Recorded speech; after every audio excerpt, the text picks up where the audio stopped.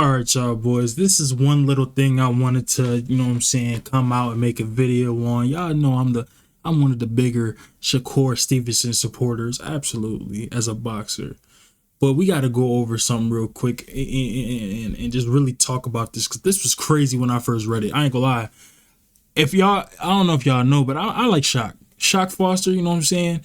Oh, Shock, yeah, he like that. He pretty good. Can he beat Shakur? I don't think he can, but I want to see him fight Raymond Ford. I want to see that fight. But he really came. He was putting Core on blast. He was not playing with cuz. He said, I'm gonna just read this. Gotta be careful with rat BIC. You know what I'm saying? N-words like at Shakur Stevenson. Brother, keep bringing up potheads and stuff. I passed you the blunt several times. What is you talking about? Boy, on my mama, you and dude on the USA team was doing whippets. Stop it. Get some help. You a whole junkie down to try anything behind dude. Y'all probably wondering what caught my attention during that. When I read it, I'm like, okay. Then he said, on my mama, you and dude on the USA team was doing whippets. Bro, who's dude on the USA team, bro? Galaxy Gas, all of that stuff. That ain't no joke. And he said you was doing whippets, Shakur. And I'm like, okay, usually Shakur very vocal, he'll defend himself. I'm finna go see what he said about it. Like, say he lying or whatever. Bro, tell me why I go on his stuff. He ain't say nothing about it. And he knows Shock. They've had encounters back and forth. He ain't say nothing about this. So I'm wondering if this is true. And if this is true, we need to go get help, first of all.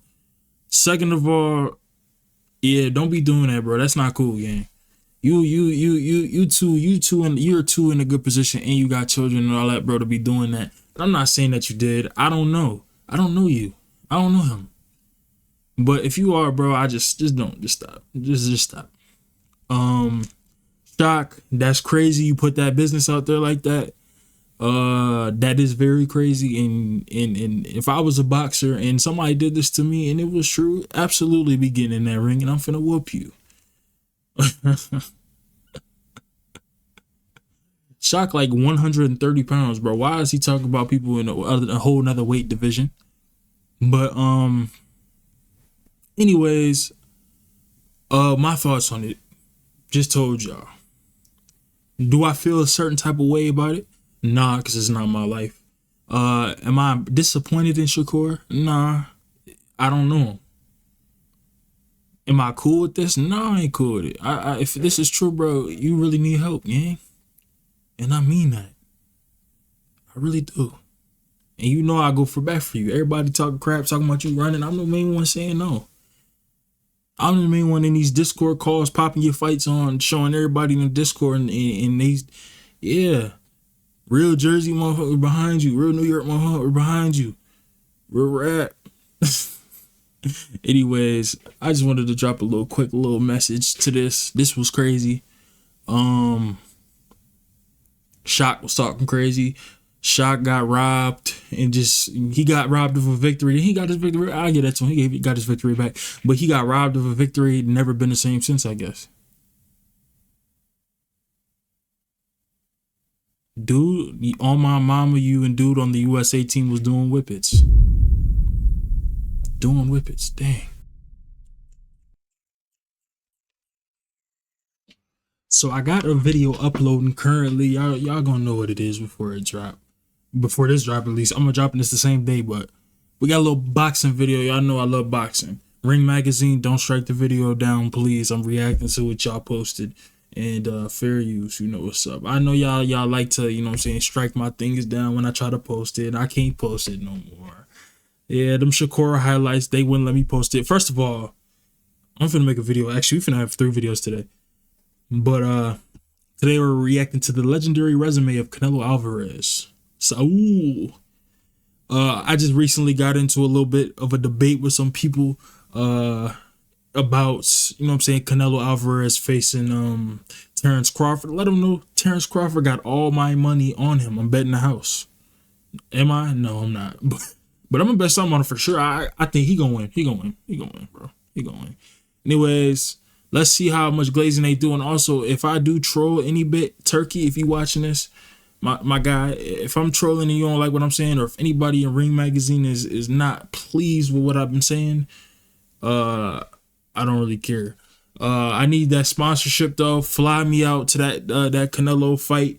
I'm watching it. Let me interview him, do what I gotta do. But anyways, let's get right to it. I'm trolling. And yes, I'm wearing this. I know I said I wouldn't wear it no more. I'm wearing it.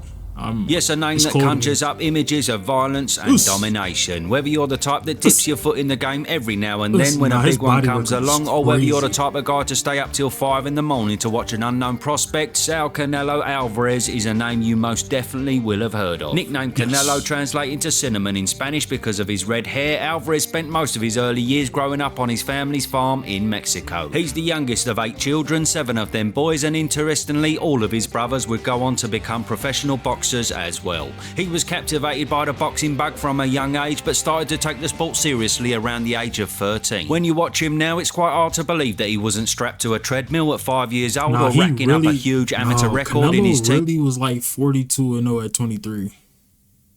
When he fought Floyd, he was like 42-0 or 40-something-0. It was crazy. I was like, what? Teenage years, but instead he would do most of his learning on the job in the professional ranks. Incredibly, turning pro at just 15 years old and going on a rampage, cutting through tough, durable opponents like a hot knife through butter. So from fighting in small hall promotions around Mexico to now making his mark in the US market, Alvarez started to make waves in the division. And in just over a decade on from his professional debut, Canelo eventually earned himself a shot at the top dog, the one, the only Floyd Mayweather. We just was talking about this. Anyways, all I gotta say is Floyd whooped you. And that's how Canelo not Canelo, my bad. I'm forgetting the plot. That's how my guy Crawford finna do you. You know what's up.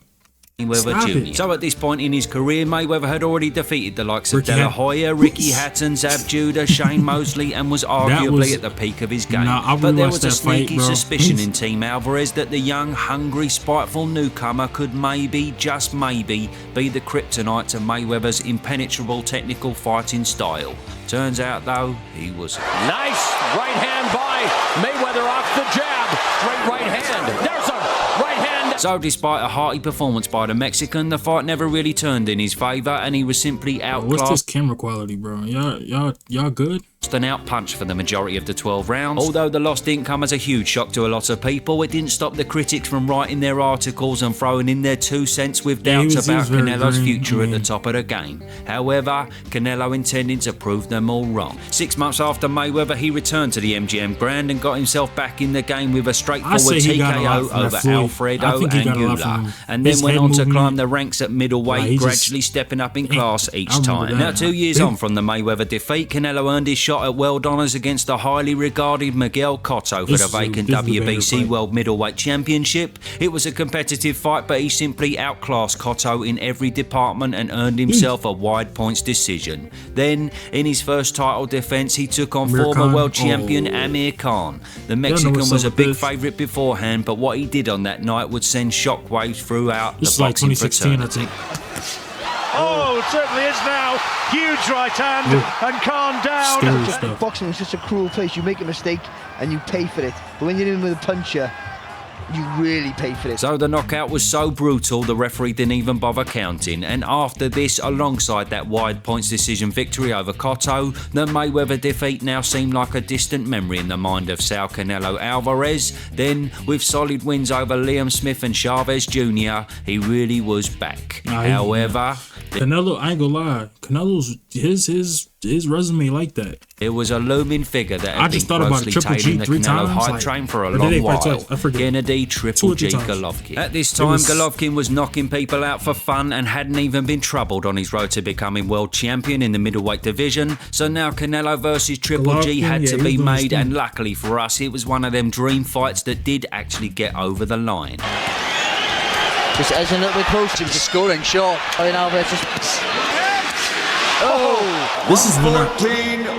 This one I knew Canelo really, like, he got a chin, because if Golovkin didn't knock him out, bro, his chin like that. He got hit with some big shots too. Draw. Now, Canelo promised a Mexican-style fight, but somewhat unlike the man himself, he didn't quite produce that performance. Golovkin, on the other hand, was the main aggressor, and many feel Triple G was very unlucky to not get the decision that night. Adelaide Bird and the worst scorecard of all time certainly didn't. I'm thinking about doing this little series where I go over controversial fights. I'm not a boxing YouTuber. I just like boxing, and I watch boxing on my YouTube channel. It's a difference. But I was thinking about making a little series where I go over fights. My first fight would probably be Floyd Mayweather versus Marcos Maidana. First of all, let me just spoil it right now. Floyd won the first fight. I'm talking about the first fight. Everybody said he won. No, he didn't. No, he did. He had the first five. He had in the first 5 rounds. Floyd literally won one of that. Okay, yeah, he was down. Then proceeded to win every single round. I don't know what y'all talking about. Help things. Anyway, after some controversy outside, I had it 117. The ring surrounding a failed drug test by Canelo, the rematch was then rescheduled for September the 15th at the T-Mobile Arena in Las Vegas. And this time, Canelo did produce the Mexican-style fight he promised. Oh, great shots. Good uppercut, Golovkin. Yeah, he's taking Golovkin's best punches. And a lovely uppercut. The chin is ridiculous. Vegas, they have appreciated every moment. Now, the majority decision in that second fight put a rubber stamp on Canelo's crown at the top of the division. He was now not only one of the most accomplished fighters of the time, but now arguably the biggest name boxing had to offer. However, he was still hungry. He still wanted more belts, more mega fights, more money, and more glory. So a year after his victory over Triple G, he jumped up 2 weight classes to have a crack at the WBO Light Heavyweight Championship. A man that once used to make 140 pounds was now trying to beat one of the most dangerous fighters up at 175 pounds. And he did just that. Now, the scorecards were close heading into that 11th round, but it didn't matter. A beautiful left hook right hand combination slumped Kovalev into the ropes, and the ref immediately waved it off. Another victory, another belt, and another world champion defeated by the Mexican monster. Now, big fights and big nights continue to be the theme for Canelo's career as he picked up where he left off before Kovalev, dismantling highly regarded undefeated fighters like Callum Smith, Billy Joe Saunders, and Caleb Plant. Unofficially, this was peak Canelo, who was looking unstoppable. However, what goes up must always come down. Canelo stood pretty at the very top, and the task of beating him seemed too steep of a mountain to climb. However, there was one man who fancied his chances, and his name was Dimitri Bivol, a top contender, a fearsome technical fighter in the light heavyweight division, but still only a few in the boxing world actually gave him a chance in the fight. Bivol, on the other hand, was more than happy to shut up all the naysayers. Bivol's unpredictable with the right hand. They felt, but you can see him. Look at him go! Oh my word, Bivol! Everybody was making excuses saying that, well, he had a hurt hand, so it definitely, you know what I'm saying, really put him back, set him back. But I mean, could have just, I don't know.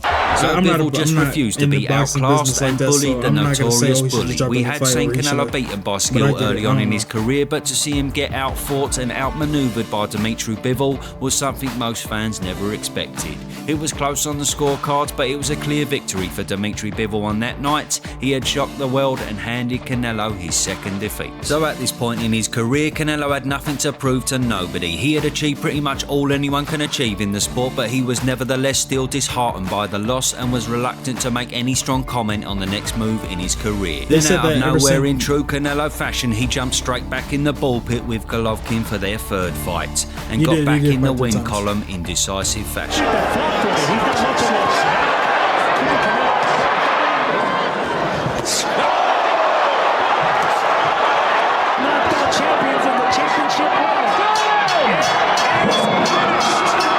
Since then, in the last 2 years, he has continued his form in the super middleweight division with victories over Ryder, Charlo, Munguia and Berlanga. It's fair to say the man has dominated these. Yeah, ever since that last Golovkin fight, bro, and Bivol fight, he ain't really do nothing. Fights and not even look close to losing in any one of them, including the solid performance against Skull, who unfortunately... Solid?